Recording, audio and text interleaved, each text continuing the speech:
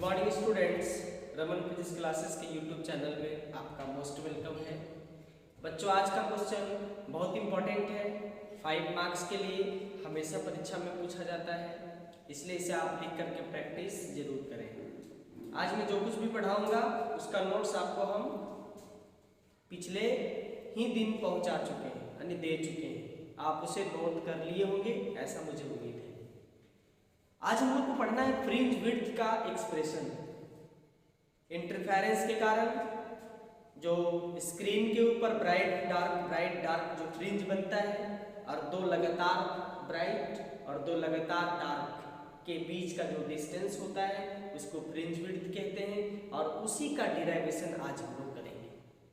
आइए सीधे टॉपिक से आपको जोड़ते हैं। Expression for fringe width. बच्चों, मैंने ये दो सोर्स लिया, स्लिट बोलते हैं इसको, S1 और S2। यहाँ से कुछ दूरी पर एक मैंने स्क्रीन लिया, स्क्रीन लिख दिया मैंने। यहाँ से लाइट निकला, यहाँ से लाइट निकला, S1 से चला, S2 से चला, दोनों लाइट एक दूसरे से O पॉइंट पर मिला, स्क्रीन के O पॉइंट पर मिला। आप देख पा रहे होंगे कि जितना डिस्टेंस ये तय करके गया उतना ही डिस्टेंस ये तय करके गया, इसलिए दोनों का डिस्टेंस इक्वल है।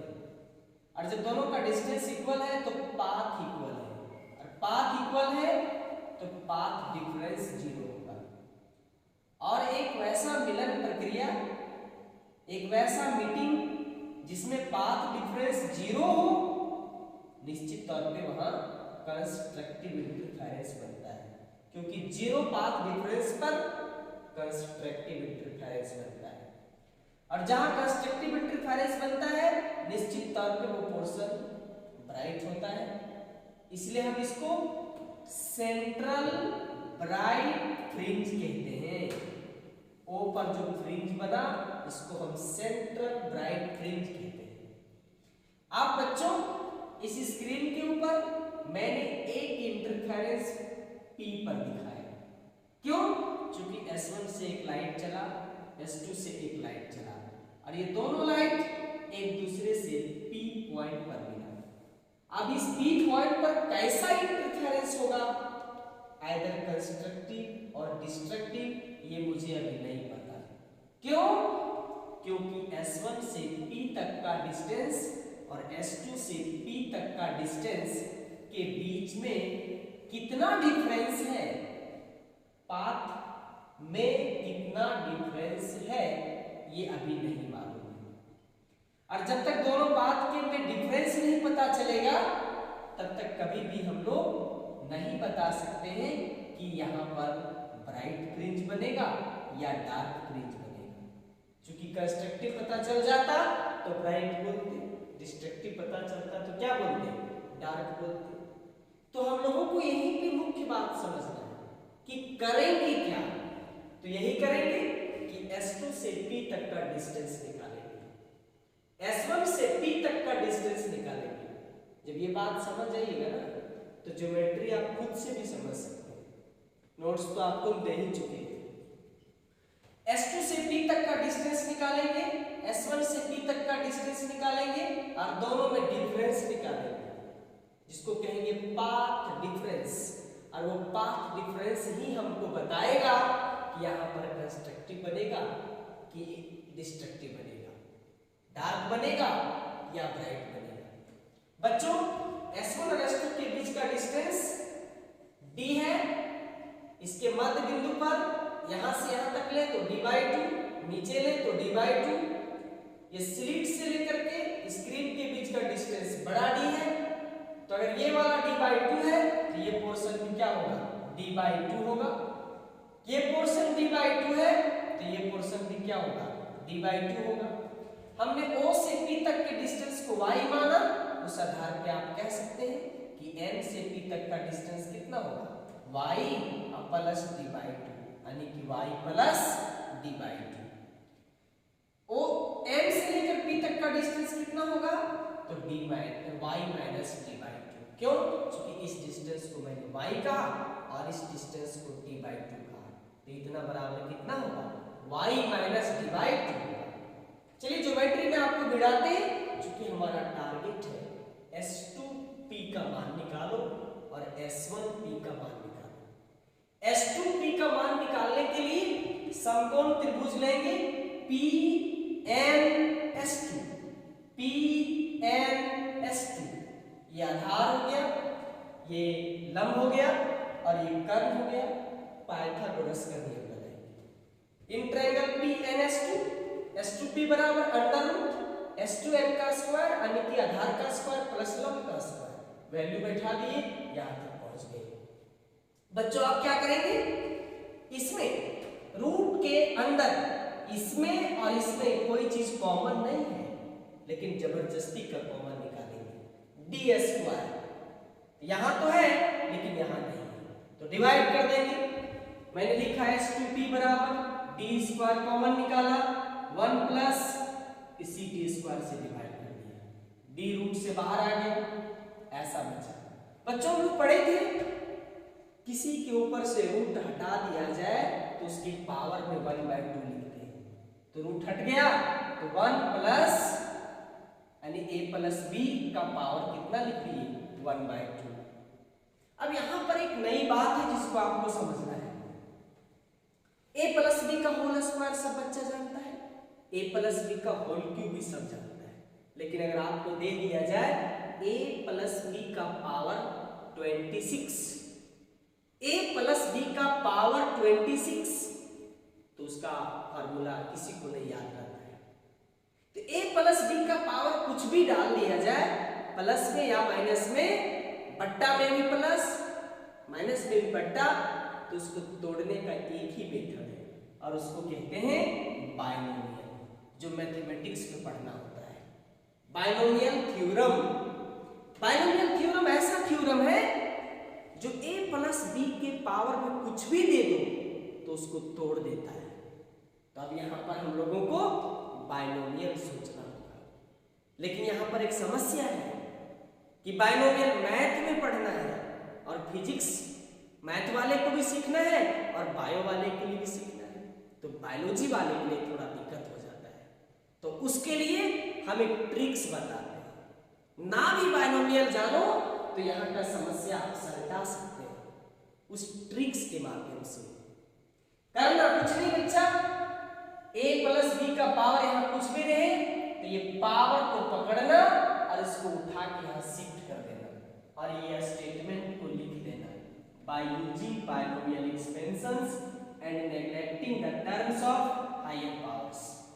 लिखना इसलिए जरूरी है ताकि सामने वाले को लगे कि मैंने बायनोमियल का इस्तेमाल करके लिखा है, और करना नहीं है इस्तेमाल, काम ट्रिक्स से करना है। तो हमने यहाँ पर शिफ्ट कर दिया, बाकी भी ब्रैकेट तोड़ दिया, S2P का मान निकल गया। टारगेट में एक रास्ता हम निकाल चुके हैं, S2 से लेकर कहां तक, P तक। बिल्कुल इसी प्रकार से S1P निकालेंगे, उसके लिए ट्रायंगल चुनेंगे PMS1। मैंने इस ट्रायंगल को चुना PMS1, सेम तरीके से वैल्यू को बैठाया, डी स्क्वायर कॉमन निकाला, फिर पावर आ गया 1/2। हमने बायनोमियल का इस्तेमाल किया उसी तरह से, लेकिन इस्तेमाल नहीं किया, इस्तेमाल किया लेकिन नहीं किया। इस बात को समझिए, मतलब लगना है कि इस्तेमाल किया, लेकिन हम लोग काम कैसे करेंगे, ट्रिक्स के माध्यम से करेंगे। तो ये S1P प्राप्त हो गया। अब दोनों रास्ता निकल गया, दोनों का डिफरेंस निकालेंगे, उसके बाद डिसाइड करेंगे कि दोनों के बीच का डिस्टेंस क्या होगा।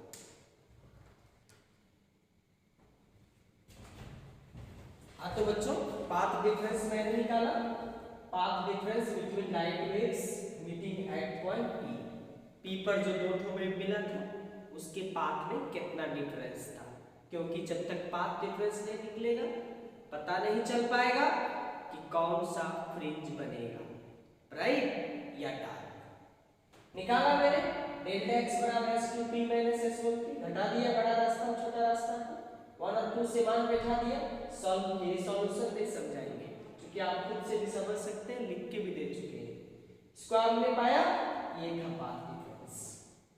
अब पाथ डिफरेंस जो मैंने निकाला, जब इसे देखा तो ऐसा लगा कि कुछ पता ही नहीं चल पा रहा है कि ये किसका पाथ डिफरेंस है, कंस्ट्रक्टिव का या डिस्ट्रक्टिव का।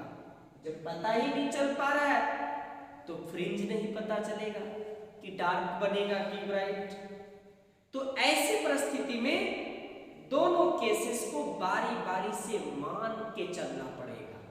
तो मैंने मान लिया कि let P is the position of constructive interference, मतलब ब्राइट फ्रिंज का पोजीशन।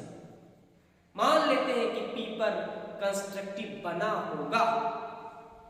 अगर कंस्ट्रक्टिव बना होगा तो हम लोग पहले से पढ़ चुके हैं कि कंस्ट्रक्टिव का पाथ डिफरेंस डेल्टा x बराबर n लैम्बडा होता है। ये कंस्ट्रक्टिव का अपना पाथ डिफरेंस है और हमारे पास आया कितना है yd बटा d। तो निश्चित तौर पे ये वाला चीज इसके इक्विवेलेंट होगा, इसलिए मैंने 3 इक्वेशन और 4 इक्वेशन के लेफ्ट साइड के अनुसार राइट साइड को इक्वल कर दिया और हमारे पास y का ये मान निकल गया। अब इसमें बच्चों जैसे जैसे n का मान बैठाते जाएंगे वैसे वैसे फ्रिंजेस का डिस्टेंस मिलता जाएगा। n का मान 0 बैठाए मतलब सेंट्रल ब्राइट फ्रिंज, क्योंकि फ्रिंजेस जो बना था O पर वो ब्राइट था और O वाले ब्राइट को सेंट्रल ब्राइट फ्रिंज कहते हैं, वहीं से गिनती शुरू होगा। तो 0 बैठाए तो देखे कि y0 का मान 0 आ गया, मतलब 0 डिस्टेंस पर ब्राइट फ्रिंज बना था जिसका नाम था सेंट्रल ब्राइट फ्रिंज।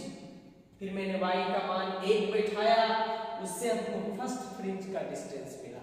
कौन फ्रिंज? ब्राइट, क्योंकि अभी चर्चा किसका हो रहा है? ब्राइट फ्रिंज का, कंस्ट्रक्टिव इंटरफेरेंस का। तो दिमाग में डार्क अभी लाना भी नहीं है। फर्स्ट बैठाया n का मान तो आया y1 equal to lambda d upon d। फिर मैंने 2 बैठाया तो y2 का मान आया 2 लैम्बडा d अपॉन d, यानी सेकेंड ब्राइट का डिस्टेंस y2, फर्स्ट ब्राइट का डिस्टेंस y1। और हम क्या पढ़ाए थे कि दो ब्राइट के बीच के डिस्टेंस को फ्रिंज विड्थ कहते हैं। तो फ्रिंज विड्थ बराबर y2 minus y1 value put किया और दो ब्राइट फ्रिंज का डिस्टेंस पाया लैम्बडा d अपॉन d। ये डिस्टेंस हुआ दो ब्राइट फ्रिंज का, इसलिए कह सकते हो फॉर ब्राइट फ्रिंज के लिए ये फॉर्मूला काम किया लैम्बडा d अपॉन d। अब हम लोग एक केस अभी और चर्चा करेंगे, क्योंकि एक ही केस अभी सोचे हैं कि P पर क्या माने थे? कंस्ट्रक्टिव। अब हम क्या सोचेंगे कि P पर डिस्ट्रक्टिव इंटरफेरेंस बना होगा। तो let P is the position of destructive interference, मतलब अब कहानी डार्क फ्रिंज का शुरू होगा। तो बच्चों डार्क के लिए यानी डिस्ट्रक्टिव के लिए अपना पाथ डिफरेंस होता है। कितना होता है? पढ़ा चुके हैं, डेल्टा x बराबर 2n + 1 लैम्बडा बाई 2। अब इस पाथ डिफरेंस को फिर हम इसके साथ तुलना करेंगे। तो 3 और 5 इक्वेशन को तुलना किए तो इतना है। अब इसमें जैसे जैसे n का मान बैठाएंगे तो क्या मिलेगा? डार्क फ्रिंज का डिस्टेंस मिलेगा।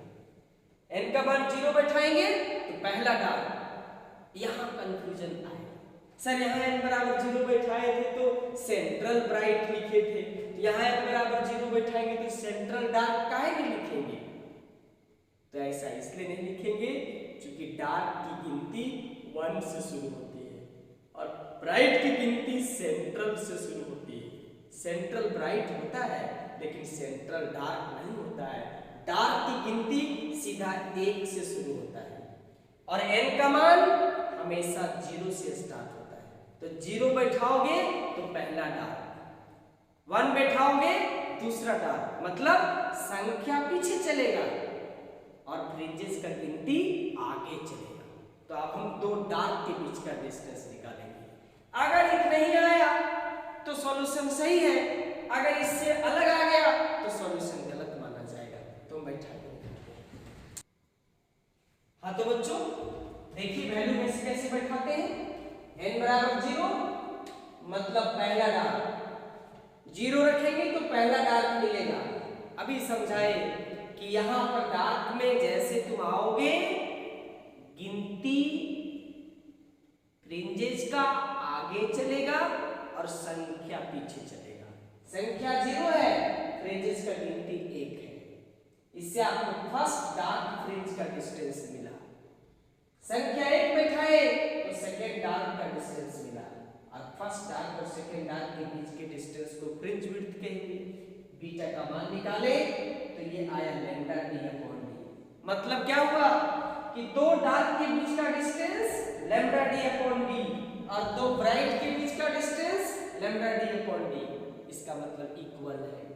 दैट मींस एक ऑब्जेक्टिव क्वेश्चन आया, उसका जवाब इसी में छुपा हुआ है कि किसी भी स्क्रीन पर या दो ठो डार्क के बारे में सोचो या दो ठो ब्राइट के बारे में सोचो, डिस्टेंस हमेशा इक्वल होता है। That means all fringes on the screen are equally spaced. किसी भी फ्रिंज की बात करें तो स्क्रीन पर बराबर बराबर के गैपिंग पर बनता है, यानी दो फ्रिंजेस के बीच का डिस्टेंस चाहे डार्क की बात करें या ब्राइट का, वो आपस में इक्वल होता है। बोर्ड एग्जाम में आता है बच्चों क्वेश्चन, तो आप यहां तक लिख करके संपूर्ण तरीके से पहुंचाएंगे, तभी आपको 5 का 5 नंबर प्राप्त होगा। बाकी चीजें अगले लेक्चर में बताएंगे। बहुत बहुत आप सबों को